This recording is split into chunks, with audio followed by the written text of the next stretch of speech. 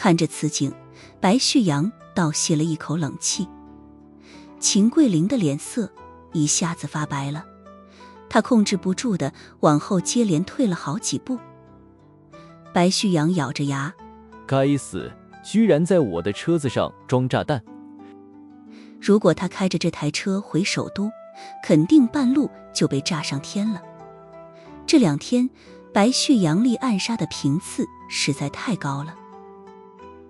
苏无忌嘲讽地笑了笑，白在少是不是在外面乱搞，把哪个姑娘的肚子给搞大了？人家因爱生恨了。白旭阳立刻说道，不可能，我从来没有碰过其他女人，我的心里只有婉欣。江婉欣倒是还挺镇定，他压根没搭理白旭阳，转头问向苏无忌，无忌，你判断这炸弹的引爆方式是定时的还是遥控的？苏无忌说道，遥控的，我的手表已经发出了信号干扰，在信号覆盖范围内，敌人没法进行引爆。秦桂林松了一口气，那就好，那就好。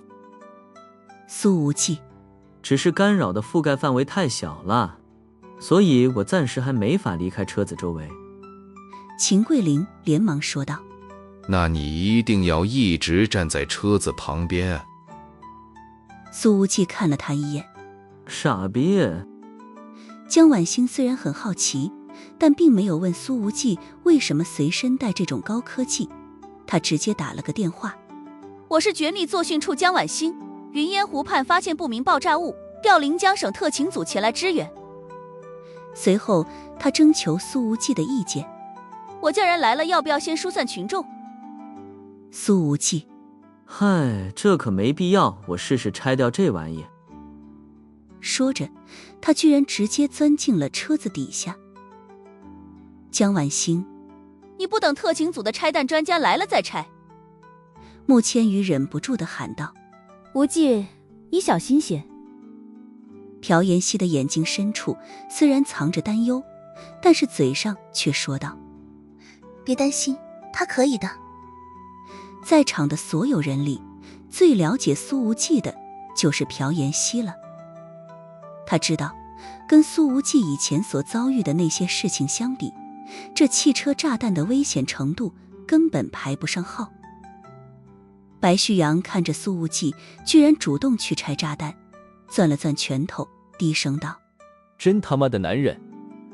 这一刻，他的眼睛里有着佩服，更有着羡慕。秦桂林拉着白旭阳，万一炸了怎么办？咱们要不要跑远一些？看你的怂样，滚你的蛋吧！白旭阳忍不住地骂道。苏无忌的声音传来，没事儿，磁吸的好，拆得很。还不到半分钟了，他就已经抱着那扁方盒子爬出来，拍了拍身上的尘土。秦桂林喊道，你别过来，快把这玩意扔进云烟湖里去。苏无忌咧嘴一笑，直接随手一抛，那扁盒子直接被丢给了秦桂林。后者本能地伸手一接，抱在怀里。当他意识到自己究竟接住了一个什么玩意的时候，腿都软了，直接瘫坐在了地上。这货简直要吓尿了，也不敢扔掉，声音里都是哭腔，闭着眼睛大喊，快，谁来把这炸弹从我怀里拿走啊？真没用。江婉欣直接走过来，单手把炸弹从秦桂林的怀里拽出来，这动作简直飒爽的不行。他正反看了看这炸弹，又看了看苏无忌，有点意外地说道，这都已经被你给拆完了。在这扁方盒子的侧面已经被打开了一个开口，里面的几条线已经被苏无忌暴力扯断了。苏无忌拍了拍手说道，这是英伦军队的老式磁吸炸弹，只要把这些线全部拽出来就不会炸了。本来这玩意的威力也不算大，不用疏散人群。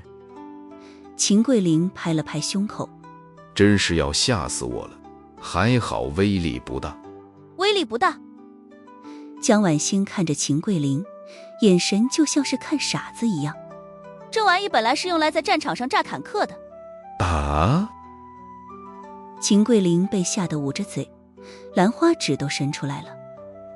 白旭阳深深地吸了口气，随后很认真地看着苏无忌：“你又救了我一命。”随后他用拳头在自己的胸口上重重砸了砸，郑重道：“从今天起，谁敢和你作对，就是我白旭阳的敌人。”苏无忌咧嘴一笑，指了指旁边的江晚星：“别把话说这么死，如果是他要弄死我呢？”白旭阳的表情僵在了脸上。江晚星一把将苏无忌拉到了一边，说道：“能认出英军的磁吸炸弹已经不容易了，你怎么还会拆？”其实这一款单兵炸弹非常小众，要不是苏无忌提醒，江晚星都差点没认出来。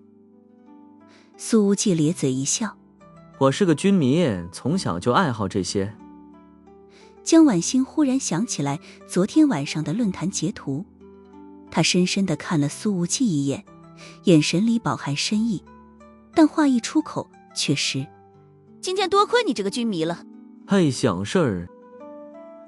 苏无忌摆了摆手：“出了这种事情，首都白家的长辈一定会正式登门向你表达谢意的。”江晚星说道：“我太内向了，不善社交，每次人多都社恐。”苏无忌说道：“如果他们要来，你得帮我挡戏的。”不要脸！江晚星撇撇嘴。这时候，临江省的特勤组已经来到了现场，江晚星立刻去对接工作了。杜卡罗猎狗在临江如此嚣张，接下来各大部门必然要开始联合排查了。白旭阳走到了苏无忌身边：“能不能赏脸一起吃个饭？”苏无忌则是说道：“这个杀手接连失败2次，短时间内不会再行动了。我要是你，就抓紧让家里人派高手来接你，然后坐高铁一路护送回首都。在幕后真凶被揪出来之前，一直躲在深宅大院里不出来了。”白旭阳想了一下道：“好，谢谢提醒，我现在就安排业务。”苏无忌这才从地上拿起来那杯咖啡，打开喝了一大口，味道还行，下次别加糖了。看着苏无忌喝了自己买的咖啡，白旭阳松了一口气，就像是放下了一块沉重的大石头。他笑了笑：“好，你这辈子的咖啡我都包了。”白旭阳被白家来人接回首都了。江晚星亲自参与和杜卡罗猎狗相关的后续调查任务。至于莫千羽和朴妍希也都有工作要忙。苏无忌的身边一下子清静了下来，于是便直接回到了皇后酒吧的顶楼套房。你说说这叫什么事儿？我本来最喜欢英雄救美的，可偏偏接连救男人。苏无忌靠在椅子上，没好气地说道：“白旭阳，可别爱上我老板了。”萧英磊站在他的后面，轻轻按着他的太阳穴。那动人的香气再度钻入苏无忌的鼻尖。哎，英磊，你身上这味道是什么牌子的香水？真特殊啊！苏无忌说着，还使劲吸了吸鼻子。萧英磊的眼睛里光晕流转。老板，不是香水。苏无忌还没反应过来呢。那是什么？是。萧英磊的耳垂微热。是我生下来就有的味道。苏无忌立刻坐直了身体，脑袋又顶到了一片柔软。他震惊地说道：“我去，这是传说中的体香。”萧英磊的双颊也有点热了。也许是吧。好家伙！苏无忌上下打量了2遍萧英磊的身材。但我有个问题。老板请讲。你这香味是从哪里冒出来的？苏无忌问道。一贯说话尺度挺大的萧英磊，此刻居然瞬间霞飞双颊。老板，我也不知道。只是在说这话的时候，他旗袍下的2条丰腴大白腿并得更拢了一些。这时候，在临江省特勤组驻地，一个身穿防护服的中年男人放下手中的扁房盒子，摘下了护目镜，说道：江少校，这是英伦皇家军工集团20年前的生产的惊雷1号，制造成本很高，曾经在中东战场上大发神威，但是出现了一次大规模失窃，据说是被那间联合恐怖组织盗走了。从那以后，这种磁吸炸弹就停产了。接着说。江晚星眯了眯眼睛，这炸弹外壳构造极其复杂，拆除过程中稍有不慎，就会当场触发。排爆专家摇了摇头，也不知道这个年轻人到底是艺高人胆大，还是有幸运之神护体，居然没炸，难以置信。江晚星看着特勤组的排爆专家，他说他是军迷，所以懂这些。我做了20年排爆工作，在拥有全套工具的情况下，也没把握在1个小时之内完成拆解。哪个军迷能在10几秒钟之内拆了这炸弹？这排爆专家说到这儿，表情明显凝重了许多，加重了语气。更何况这位军迷还是徒手。就在苏无忌正准备摇人打麻将的时候，房门忽然被敲响了。自己进来。苏无忌说道。能走到这一层，敲响这扇门的，都是萧音磊放进来的，100%安全。门打开了，沉甸甸的累赘先映入了苏无忌的眼帘。辨凶识人，许家烟来了。他的气色已经恢复了很多，伤势看来也没大碍了。此刻穿着一件薄薄的白色风衣，一直遮到了膝盖，还挺严实的。苏无忌见状说道：今天怎么穿得这么保守，不像你的风格。许家烟嫣然一笑，然后拉开了拉链，脱掉了风衣。苏无忌的呼吸一滞，里面是一件黑色的吊带衫。这吊带衫居然是连体的，就像是高腰款的泳装一样，倒三角的下摆收紧在牛仔热裤里。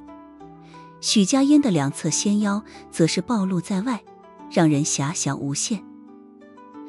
这热裤在大腿处也做出了做旧和抓痕的效果，总想让人透过那被磨出来的抓痕，拨开白色针织线，往若隐若现的更深处一探究竟。其实这衣服所暴露出来的区域并不算多，可偏偏各处细节都充满了撩人的小心机，配上许家烟的无敌身材，更是全年龄段通杀。外面看着挺正经，谁想到里面这么骚？苏无忌没好气地说道。许家烟在苏无忌的对面坐下来，左腿翘到了右腿上，大腿处白色的肉互相挤在一起。你是在评价我的衣服，还是在说我这个人？苏无忌没好气地说道。我其实不太欢迎你。许家烟微笑道。他把持不住自己。苏无忌深吸一口气。你不发骚会死吗？别的男人可没见过我这个样子。许家烟翘起二郎腿。对了，今天上午李尊阳来医院找我了，要谈一谈慈惠医院股份转让的事情。苏无忌说道。我当时给了他们3天的转让时间，好像已经超时了吧？许家烟点点头。的确已经超时了，所以他们为了表示诚意，给出的转让价格远低于市场价，只希望此事到此为止。苏无忌挑了挑眉毛。小庞把那3个人丢进了下水道之后，这李尊阳的态度就变得这么好了。许家烟耸了耸肩，这个简单的动作引得上半身一阵曲线轻颤。也许他们发现了苏少爷的非同凡响之处。许家烟轻轻一笑，大有深意地看了苏无忌一眼。而我这个外科医生只是沾你的光狐假虎威罢了。苏无忌咧嘴一笑，意味深长。越是好说话就越是有猫腻。许家烟的身子往前倾了倾。接下来怎么办？我听你的。我穷得叮当响，没钱买股份，你们许家出钱接收吧，就放你名下，从此你就是许董了。苏无忌无所谓地说道。其实这身份对许家烟也是一种保护，毕竟谁也不会想到慈惠医院的新任董事竟然是营月组织的杀手。许家烟显然读懂了苏无忌的意思，透着媚意的眼睛里闪过一线感动。这么贵重的礼物，我实在不好意思收。你不要就算了，我可别地女人。苏无忌说道。那可不行，别的地方我不管，但在宁海你就只能有我一个女人。许家烟撅了撅嘴，这个女人真是个天生尤物，光是这随口的撩拨就让苏无忌有点扛不住了。苏无忌没好气地说道。正事谈完抓紧走人。没谈完的李尊阳还说他的幕后老板还想请你吃个饭，我擅自做主替你回绝了。许家烟一笑。你肯定不会怪我的，对不对？做得好说不定是一场鸿门宴。苏无忌问道。确定对方的真实身份了吗？许家烟指了指宁海的方向道。确定了，明年就退居2线了，总体政绩不错，官声也还可以，民间几乎没什么差评。苏无忌摇了摇头。付出这么大代价来息事宁人，大概是想平稳退休，可能把我当成首都某些人手里的一把刀了。许家烟眨眼一笑。我不知道你是不是刀，但我知道的是你肯定会捅人。苏小初脸庞微热。你真下流。好了，我该走了。许家烟柔柔说道。他站起身走到苏无忌的面前，张开了双臂。下次见面也不知道是什么时候的事儿了，不拥抱一下？苏无忌把他的手扒拉到一边。好好活着。许家烟说道。最近没什么任务，我会老老实实活着，不会死的。苏无忌倒也没有太相信。希望如此。许家烟还是上前抱了一下苏无忌。对了，忘了告诉你了，卓思轩当日的伤势太重，刚送到重症监护室2小时，人就凉透了。苏无忌看似漠不关心。真软，莫海绵。我总觉得冥冥之中有人在帮我。许家烟盯着苏无忌的眼睛，轻笑着说道。苏无忌显然识破了这种试探，他呵呵一笑，扯了一下许家烟的胳膊。抓紧走，别影响本少爷今晚泡妞。对了，我前2天买了一只小猫，和我一样软萌。许家烟说道。你要有时间可以去宁海看一看。苏无忌想了想，觉得如果自己真的去了，到时候给自己开门的可能是带着猫耳朵的许家烟。等许家烟离开之后，苏无忌把萧英磊叫了上来。有件事我一时间拿不定主意，你带着小庞去一趟宁海，去找一下苏赤烟。苏无忌说道。让这个女魔头不让我这个亲爱的好姑姑替我拿主意。关于那位官声很好、正气也很好的幕后大佬，苏无忌决定征求一下家里长辈的意见。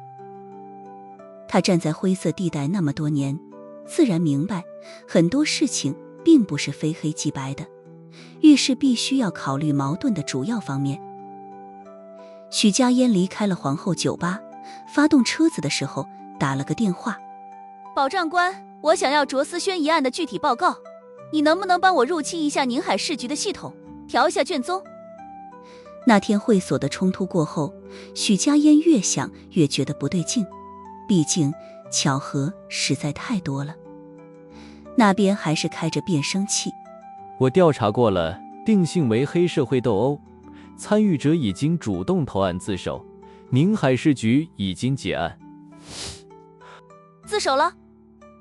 许家烟立刻说道。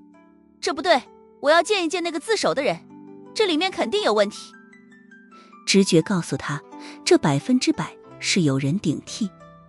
保障官说道：不管里面有没有问题，最后都是银月想要的结果。官职友情提醒，别做无用功，做得越多，暴露得越快。许家烟：难道我们不用追查真相？保障官：对于银月而言，结果比真相更重要。对于杀手而言，真相从来都不重要。许家烟的声音微冷：我可以不再过问这次案子，但坚决不认同你刚刚说的话。说完，他便干脆挂断了电话。开了2个小时的车，许家烟回到了宁海的顶层公寓。一进房间，他便喊道：喵喵喵喵，快出来迎接我。然而没有回应。在所有的房间里检查了一遍，许家烟才确定自己刚刚养的小猫不见了。阳台的窗户打开了一条10几厘米的缝隙。我的天，不会坠楼了吧？许家烟的心一紧，这么高的楼层，猫咪摔下去必死无疑。可他分明记得自己出门之前是关好了门窗的。他连忙下楼寻找，却仍旧一无所获。找遍了整个小区，许家烟也没找到小猫咪的踪迹。他回到了房间，正要换鞋的时候，忽然看到在猫窝里面塞着一张纸。这张纸上写了2行英文。许家烟扫了一眼，心脏一下子提了起来。纸上的内容赫然是：官职小姐，别担心，猫咪在我这儿，我会替你照顾它一段时间的。署名是雷蒙情报局 S 级调查官瑞特森，向官职小姐问好。看着这封塞在猫窝里的信，许家烟浑身发凉。他想象不出来自己是如何暴露的，自己的具体住所，就连单线联系的保障官都不知道。许家烟仔细地检查了一遍房间，除了猫咪不见了之外，这个 S 级调查官瑞特森确实没有翻动其他的东西，也没有留下任何的指纹，只是把房门口和客厅里的监控暴力破坏了。许家烟的第一反应是联系苏无忌，但想了想，他觉得那个青年已经帮了自己很多了，自己不应该再把他牵扯到黑暗世界的漩涡中来。坐在沙发上思考了好一会儿，许家烟决定联系一下保障官。我暴露了，他说道。雷蒙情报局的 S 级调查官瑞特森来到了我的房间，带走了我的猫，给我留了一封信。保障官沉默了一会儿，道：我会立刻将此事上报。整个银月已经有5年没发生过杀手身份泄密的事情了，组织处理此事的经验不够多。许家烟说道。这个瑞特森似乎并没有把我的信息透露给杜卡罗组织，我有点看不明白他想干什么。如果这个调查官真的把许家烟的具体位置告诉了杜卡罗，那么等待他的就是一屋子猎杀者了。保障官的语气有些严肃。我建议你立刻离开宁海。许家烟说道。这个调查官既然带走了我的猫，一定会再联系我的。保障官继续说道。我还要提醒你的是， S 级调查官处于雷蒙情报局内部的最高序列，神出鬼没，很难对付。你要做的是销声匿迹。但我想从他的手里拿回我的猫。许家烟说道。保障官说道。银月杀手不该有这种情感，那只是一只随处可见的猫而已。好，谢谢你的提醒。许家烟挂断了电话。他知道自己就算是真的立刻消失了，可许家还在灵州呢，这个调查官随时可以拿许家大做文章。杜卡罗的猎狗们从来都是不择手段，从来都不怕牵扯无辜。为了发泄对于银月的愤怒，说不定会对许家大开杀戒。此时苏无忌还不知道许家烟那边的情况，他正叼着烟搓着麻将，肖英磊走了进来。老板，有人找你。最近怎么那么多破事儿，打麻将都不安生？苏无忌说道。谁找我的漂亮吗？肖英磊说道。是瞒的，首都白家的大管家白东河。苏无忌。没听说过二饼。肖英磊继续说道。以前的首都白家鼎盛一时，但由于领军人物去世，在20几年前突然衰落。在整个家族近乎分崩离析的时候，一支白家分支迁入首都，稳住了局面。而这个白东河从那时候起就开始担任白家的管家，直到现在。让他走吧，别破坏了我的牌运，我今天晚上手气好。苏无忌说道。才输了2000块。肖英磊却说道。我知道老板的意思，我在2个小时前也是这么告诉白东河的，但是他还在等着。很多事情上肖英磊都用不着请示苏无忌，便可以办得非常符合老板心意。他都等了2小时了。苏无忌搓着麻将，满不在乎地说道。那让他再等一会儿。又过了2个小时，苏无忌才悻然一推麻将。手气不好，不打了，没意思。输了6万。3个包臀裙姑娘巧笑嫣然。苏老板，我们明天还来呀。多谢苏公子，今天晚上又可以买个包包了。苏公子，你什么时候缺人生孩子的时候，记得找我呀，我肯定能生儿子。苏无忌看了看这姑娘的后腰之下，确实曲线要比另外2个妹子夸张一些，他没好气的一笑。呵呵，我喜欢女儿。大又怎么了？你那形状有江晚星的好看吗？下次把江蜜桃拉过来，让你们好好见识见识。此时已经是凌晨3点了。肖英磊走进来。老板，白东河还在楼下等着。走下楼见见他。苏无忌站起来，手指一弹，那根叼了4个小时却没点燃的香烟便被精准地丢进了3米开外的垃圾桶。白东河看起来50岁的样子，两鬓已白。他穿着寻常的灰色夹克，坐在卡座里，一副老干部的气质，和整个皇后酒吧的氛围格格不入。哪怕等了4个小时，白东河的脸上也找不到丝毫不耐烦的情绪。在看到一个穿着粉色西装的男人走过来之后，白东河站了起来。他伸出了一只手，说道：苏老板，我是白东河，在把虚阳少爷送回首都之后就赶了过来。苏无忌微微皱眉，其实我不太喜欢跟男人握手。话虽如此，他还是勉为其难地伸出了手，跟对方握了握。白东河笑了一下。苏老板年纪轻轻，却是个妙人。苏无忌，你见我还没超过半分钟，怎么看出来的？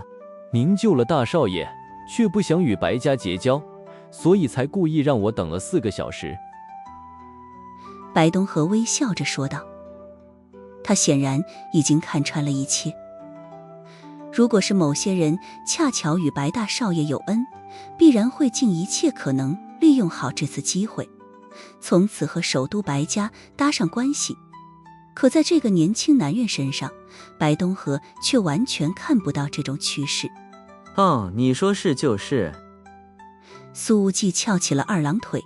白管家，你要是没事了就先回去吧，时间也不早了，你这种年纪的人给养生了。白东河却没有走的意思。我看了苏老板的救人视频，佩服之至。后来又听大少爷说起了车底炸弹一事，如果没有苏老板，白家的天救他了。苏无忌说道。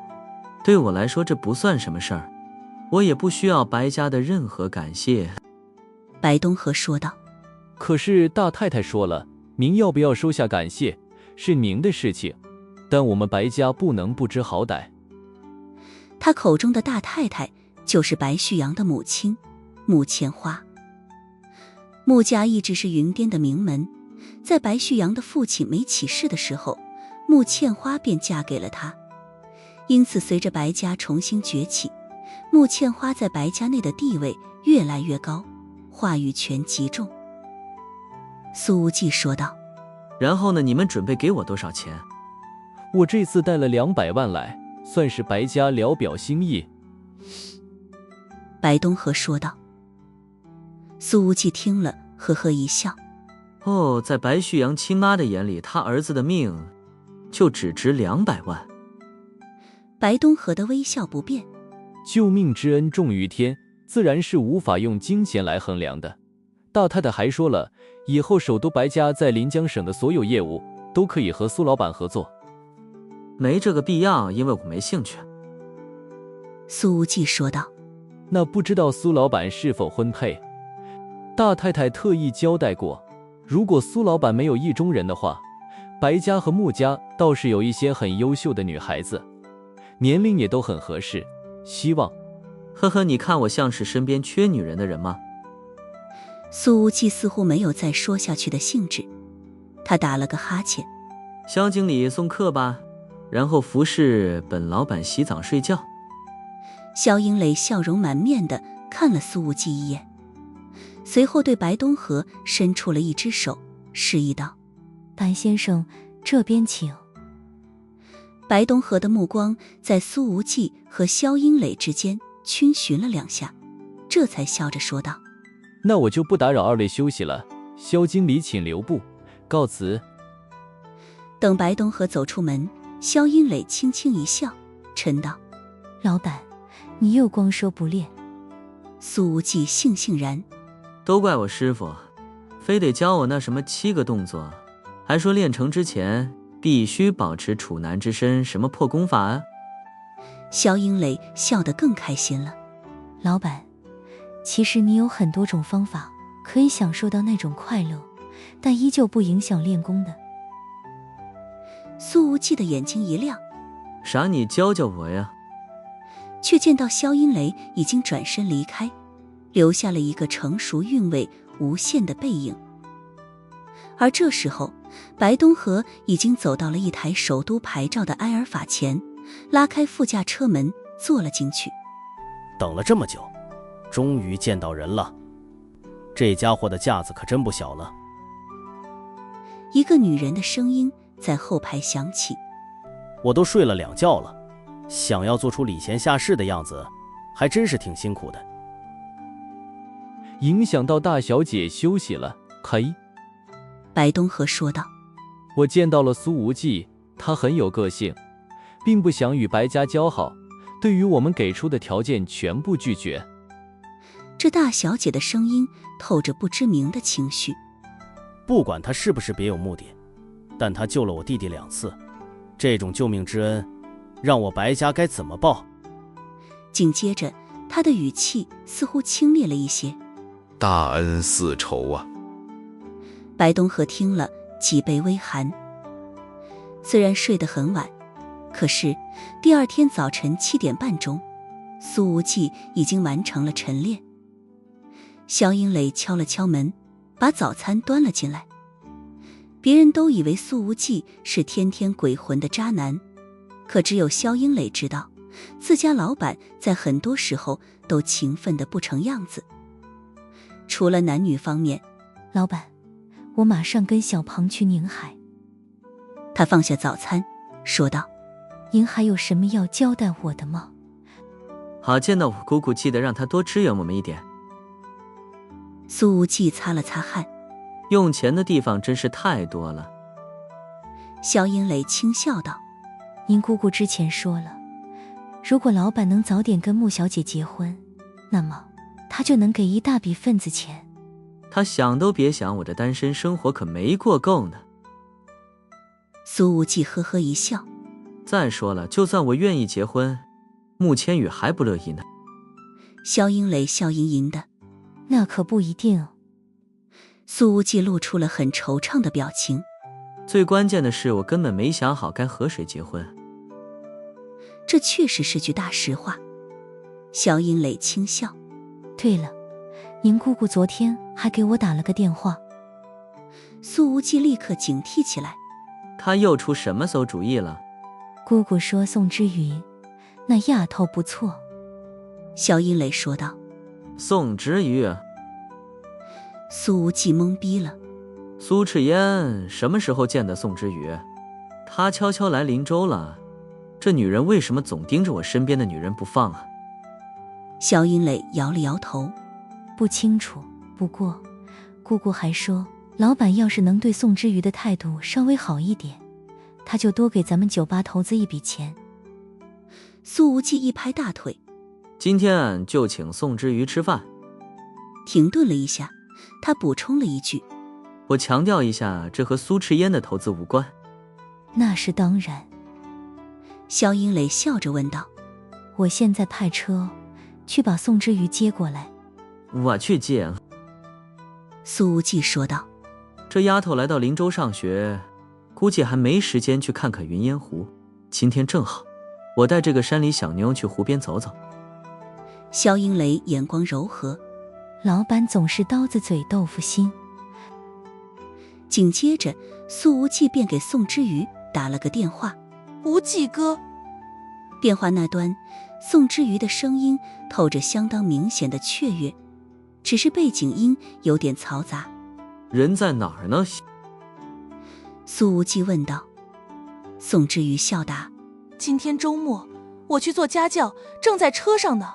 做什么家教？1个小时才多少钱？苏无忌没好气地说道。别去了，这钱我给你。宋之瑜的笑声很悦耳。那我得自力更生呀。那这样吧，等你家教结束，我带你去云烟湖逛逛。苏无忌倒是没有征求对方意见，直接就下了命令。记得把你的位置发给我，就这么定了。说罢，他直接挂断了电话。宋之瑜此刻正挤在公交车上，他看着被挂断的通话，哼了一声。真是霸道。清晨过后，笑意已在掩护中晕开。他这么一笑，整个车厢仿佛春色满园，周围的男男女女皆是看得愣住了。一个老太太忍不住地说道。这丫头简直是祸国殃民的美人胚子。宋之瑜微微红了脸。奶奶，您太过奖了。丫头，你有男朋友了吗？你要是单身，我就把我孙子介绍给你。老太太笑道。林大毕业的，现在当律师，很优秀的。宋之瑜的脑海里浮现出了苏无忌的脸，眼波随之变得更温柔了些许。谢谢奶奶，我不是单身了呢。老奶奶说道。唉，真是太可惜了，也不知道哪个小子这么幸福，能谈上你这样的女朋友。宋之瑜轻笑。就是便宜他了。这姑娘也就是趁着苏无忌不在的时候才敢嘚瑟嘚瑟。其实这时候车厢里的所有男性都在感慨可惜，毕竟在之前宋之瑜微笑的时候，他们都以为自己遇见了爱情。宋之瑜下了公交车，来到了一处高档小区，这里的户型全是200平以上的大平层，每一套均价都在1000万以上。他的辅导对象是个小学女生，成绩一般，而孩子的母亲则是年轻漂亮，每天的生活就是出入各个商场和美容店，买衣服，做头发，按身体。宋之瑜来过这么多次，从来没见过孩子父亲，据说是在外地做生意的，很少回来。只是今天宋之瑜进门之后，却发现房子里多了一个男人。这个男人在看到了宋之瑜之后，眼睛里立刻涌现出了惊艳之色。他看起来40多岁，面皮白净，戴着金边眼镜，看起来颇有文气，但眼底有着一些倨傲之意。只是他的额头和侧脸贴着2个创可贴，可能是被划伤了，略显滑稽。这是卡迪尔诺？男人问道。这是给小溪请的家教，林大的学生宋之瑜。女主人张丽清说道。她看向宋之瑜。之瑜，这是小溪的爸爸，姓刘。宋之瑜说道。叔叔好。嗨，喊什么叔叔，喊刘大哥就行。这男人收起倨傲，热情地说道。其实他比宋之瑜起码得大20几岁了。好的，刘大哥，我先去给小溪辅导功课了。宋之瑜说道。说完，他便进了书房。那男主人的目光一直盯着宋之瑜的青春背影，直到看不见，才收回眼光。这个家教找得好。女主人张丽清毫不客气地说道。刘志文，当初我也是在给你女儿当家教的时候被你霸占的，现在还没落到名分呢。这短短一句话，信息量着实太大。宋之瑜此时刚刚关上书房的门，这句话也落到了他的耳中。他对坐在书桌旁玩停板的小女孩说道。小溪，来，咱们上课，今天可能是我给你上的最后一次课了。客厅，刘志文没好气地说道。你现在有钱花，有房子住，要什么名分？名分能当饭吃吗？你当初睡我的时候就说要跟家里的黄脸婆离婚，现在我都独守空房10几年了。小溪天天过着单亲家庭的生活。张丽清很不满。你到底离不离？今天就给我个准话。刘志文一拍沙发。别胡闹行不行？老领导明年就退了，我必须在他退休之前更进一步。要是这时候离婚，会严重影响我的仕途的。张丽清双手抱胸，呵呵一笑。仕途这么多年了，也没见你的仕途走到哪里去啊。刘志文的眼镜后面闪过了冷光。张丽清，我警告你，如果你敢在我提拔的关键时期出什么幺蛾子，从此以后我会断了你的经济来源。你和小溪别再想再从我这里拿到1分钱。张丽清喊道。刘志文，你还是人吗？小溪可是你的亲生女儿。喊什么喊？刘志文抬起手来，似乎想抽张丽清的脸，但忍了忍，还是放了下来。再等等吧，你一直是个聪明女人，知道什么该做，什么不该做。张丽清看了看刘志文那没打下来的手，咬了咬牙，自我安慰道：算了，都等这么多年了，不差这最后1年了。刘志文也懒得说什么了，走到落地镜前，开始给自己的脸上伤口更换创可贴。张丽清又冷笑着说道：这是被哪个女人给挠的？刘志文没好气地说道：什么女人挠的？前2天被一个傻大个给扔尽了。说完，他意识到说多了，立刻闭上了嘴。过了2个小时，宋之瑜结束了辅导。他走出了书房，刘志文的眼睛再度亮了起来。这个见过不少姑娘的中年男人，此刻不禁感觉到自己的心脏砰砰直跳。张丽清找出了120块现金，交给了宋之瑜。由于某些不可告人的原因，张丽清家里就是现金多，但是银行卡里却查不到太多存款。刘志文一皱眉头：怎么给这么少？张丽清说道：大学生当家教都是这个行情价。刘志文直接道：人家考上林大不容易，以后每小时给500，不给1000，就这么定了。说完，他盯着宋之瑜的娇俏容颜，还在心里补充了一句：现在的大学生真便宜啊，这性价比。刘志文以为宋之瑜会被暴涨的辅导费用砸晕，却没想到后者却歉意一笑。宋之瑜无视刘志文那炽热的眼光，说道：丽青姐，刘大哥，学校的作业太繁重了，以后我可能没时间给小溪辅导功课了。张丽青问道：以后都不来了？宋之瑜点点头：不好意思，丽青姐，学校的事情确实太多了。刘志文的眼睛里闪过一道异样的光：我有事要回宁海，正好先送你回学校。张丽青的眼睛里又开始喷火：可你才刚来呀，都还没来得及跟小溪说说话。宋之瑜也说道：刘大哥，我有朋友来接我了。刘志文已经换鞋出门了，他在电梯口说道：那我就送你到楼下，顺便见见你朋友，男朋友。宋之瑜犹豫了一下，点点头：算是男朋友。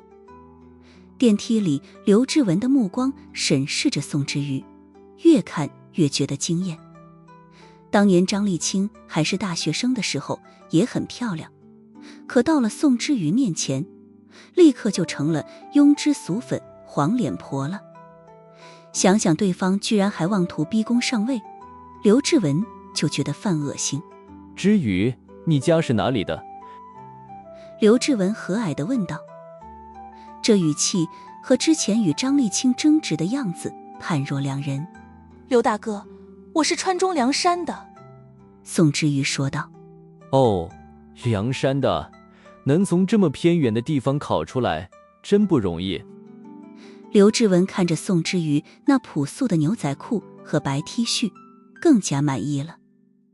在他看来，这种出身的女孩子往往没见过什么世面，只要带她们见识一下纸醉金迷的生活，见识一下金钱和权力的力量，那么她们就再也回不到原来的生活轨道了。刘志文问道：你这上大学才没几天，就已经谈恋爱了？他这个问题很关键。随着年纪渐长，刘志文便开始发现自己某种情节越来越强。他可不想让宋之瑜这种女孩的第一次给了别人。宋之瑜想了想苏无忌对自己总是装出不耐烦的样子，又笑了一下。严格说来还没确立关系，但是我早就……他本想说我早就钟情于他，然而这话还没出口，便被刘志文打断了。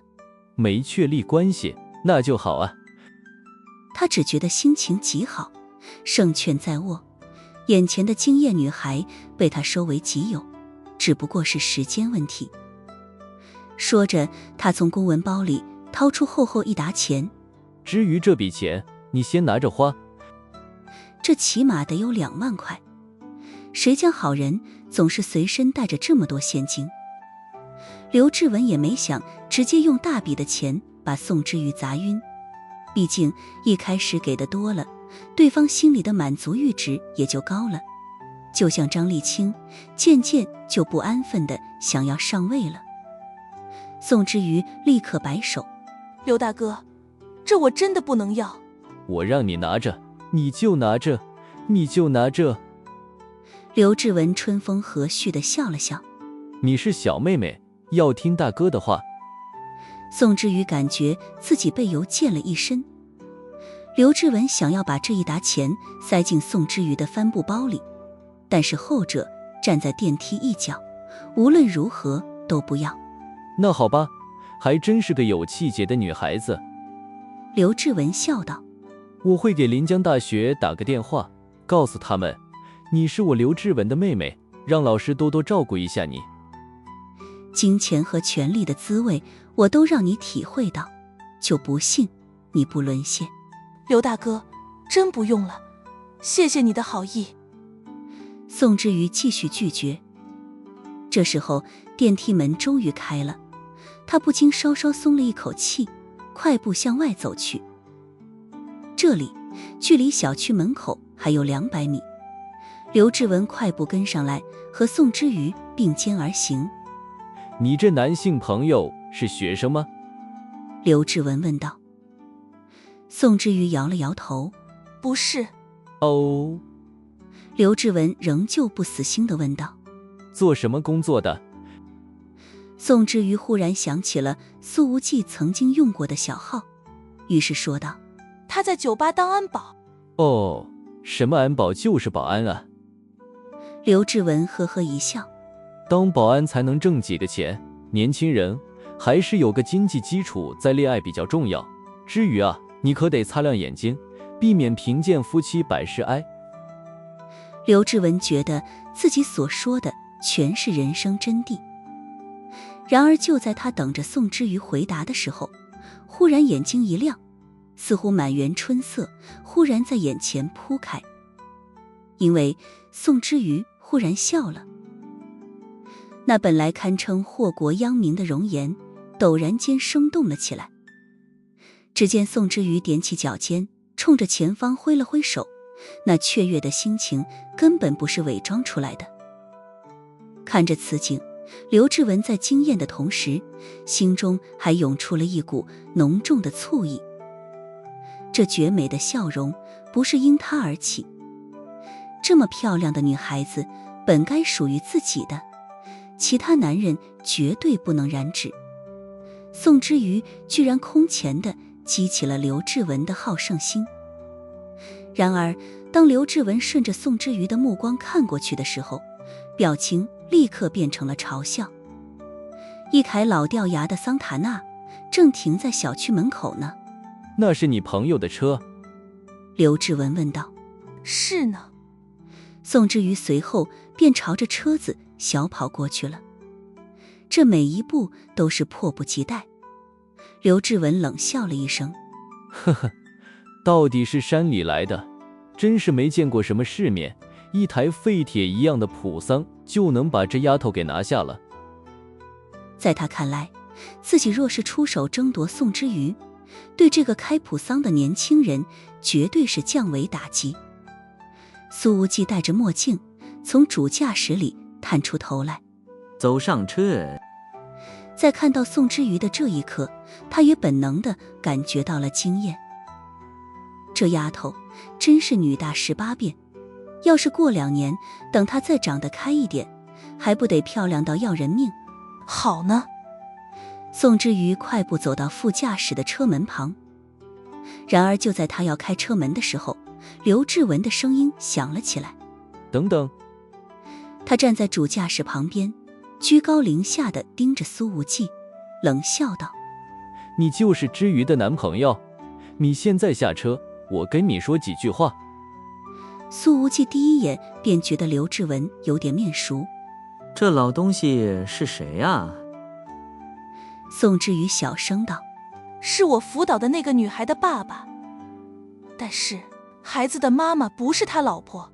哦，这老色胚8成是看上你了。苏无忌一眼看穿真相，随后开门下车。刘志文也觉得面前戴着墨镜的骚包男人有点眼熟，好像在哪里见过，但一时间并没有想起来。苏无忌叼着一根没点燃的香烟，斜眼问道，什么事而已？刘志文实在想象不出来，宋之瑜这样的乖乖女是怎么被面前这个流里流气的家伙骗到手的。刘志文打量着苏无忌，眼里满是倨傲之意。他开门见山，抓紧离开之余，你配不上他。听了这句话，苏无忌眯着眼睛笑了起来。你一个有老婆有小三有孩子的人，是以什么样的立场来对我说这句话的？就凭你开这么个破车，怕是连加油钱都没有，用什么给之瑜优渥的生活？她这么好的女孩子，应该配得上更好的。由于内心的占有欲越来越强，刘志文越说越怒，这确实和他平日里的状态不太相符。几天前，他被人扔进了下水道里，在数不清的排泄物里面泡了个澡，这口气还没消呢，现在又被一个年轻人当面横刀夺爱，此刻简直要爆炸了。宋之瑜已经走了过来，刘大哥，你对我的事情不了解，你不可以这样说他。然而他的话还没说完，身体便是陡然一僵，因为苏无忌忽然伸出手来揽住了他的纤腰。这个动作太过于突兀，宋之瑜在短暂的愣神过后，眼睛里立刻浮现出了甜甜的笑。你看我搂着他了，你气不气？苏无忌咧嘴笑道。宋之瑜顺势往苏无忌的怀里靠了靠。其实这一刻的苏无忌也有一刹那的恍神，少女的腰肢简直是太美好了，纤细柔软，还有着表面上看不出来，只有上手才能感觉到的曼妙与婀娜。看着苏无忌的动作，刘志文气得要死，他狠声说道：小子，你叫什么名字？老子行不更名，坐不改姓，你听清楚了。苏无忌伸手拍了拍自己的胸口，呵呵一笑：我叫严小鹏。